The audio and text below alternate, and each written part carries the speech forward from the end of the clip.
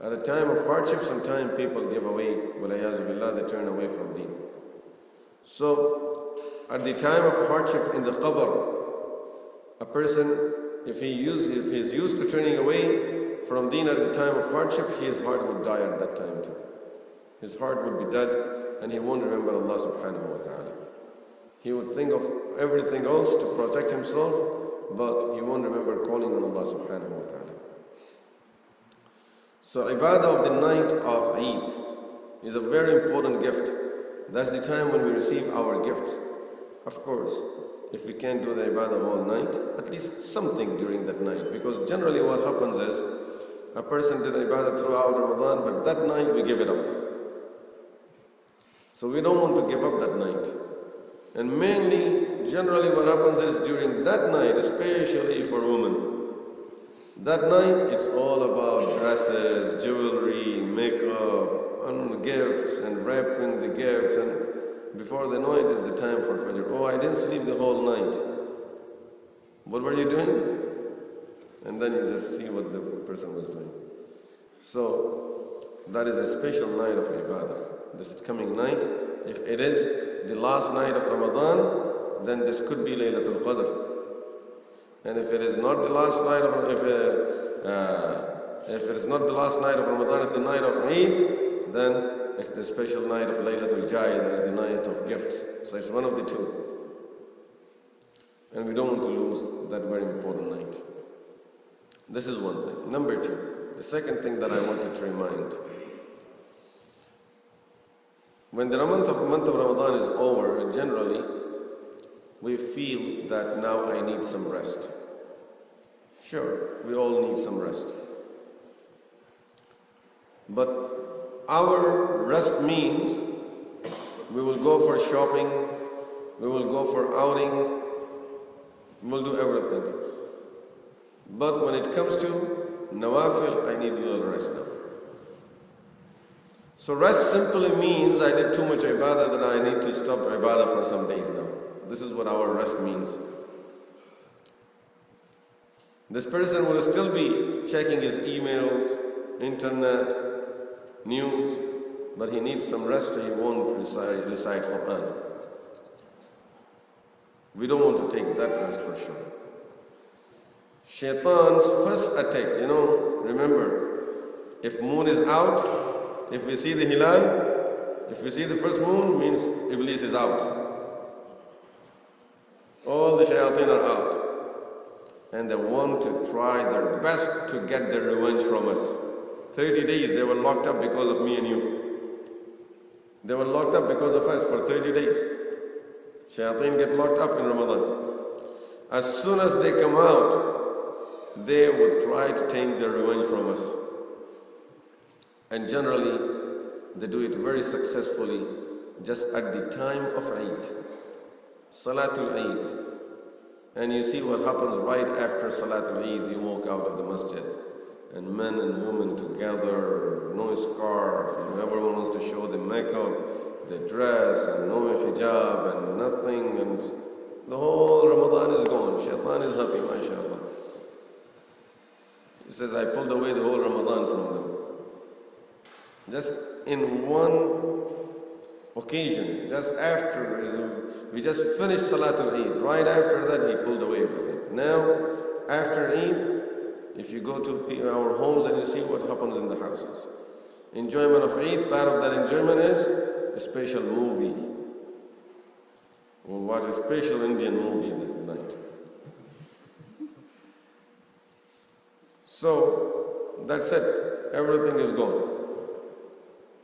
What do you think will be left after that movie from the reward of Ramadan and from the effect of the ibadah of Ramadan? Everything is gone.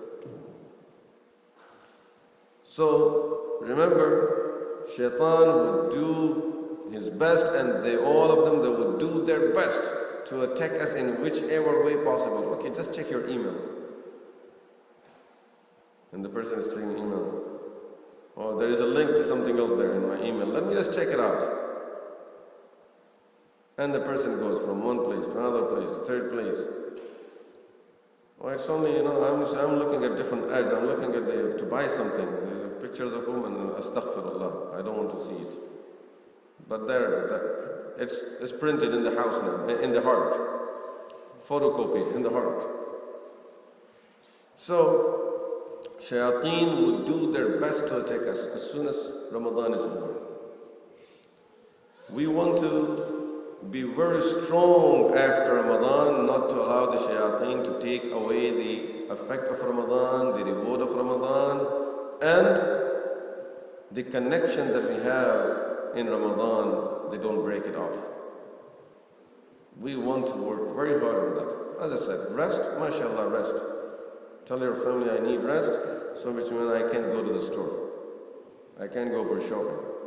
But if I can go for shopping, then I can do the 8 rakat tahajjud too. And if you don't go for shopping, then just do 4 rakats.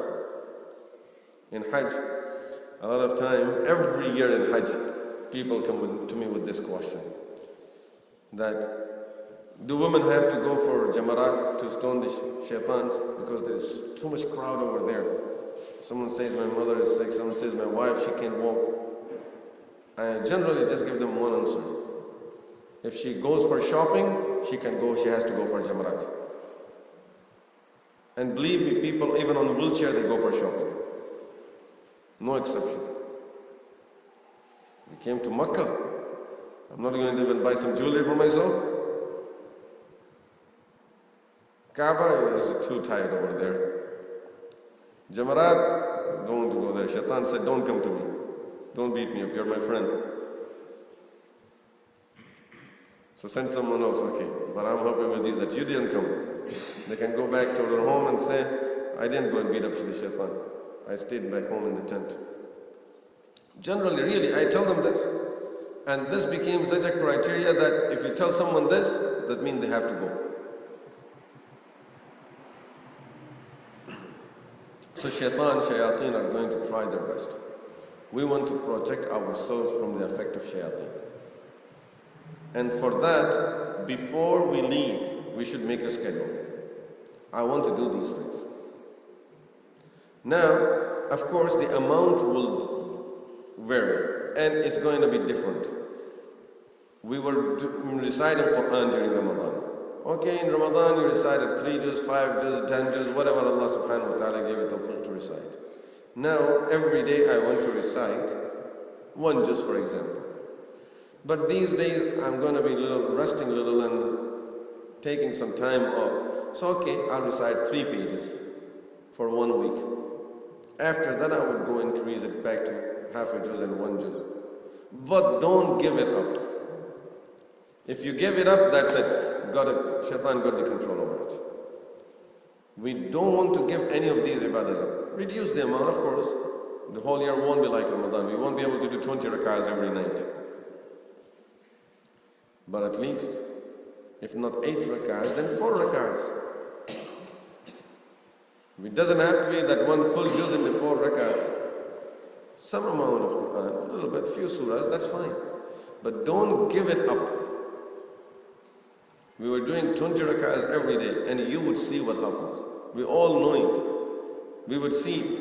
And after 1 week, if we get together, ask each other, what happened? Those of us, subhanAllah, all of us, 20 rakahs every night, Ramadan is over, even 2 rakahs are difficult. I have to use the bathroom, I don't have wudu, so I'm going to do it later. That's it, it's gone. Get up and do it. Don't give shaitan the chance to take you away from it. And we know our situation. Just in the first days, you give it up, never come back to it. These days, we have to be extremely strong on our ibadahs. Tasbihat. You were doing a lot of tasbihat in Ramadan, don't give them up. Do it 100 times. It's difficult, do it 50 times, but don't give it up.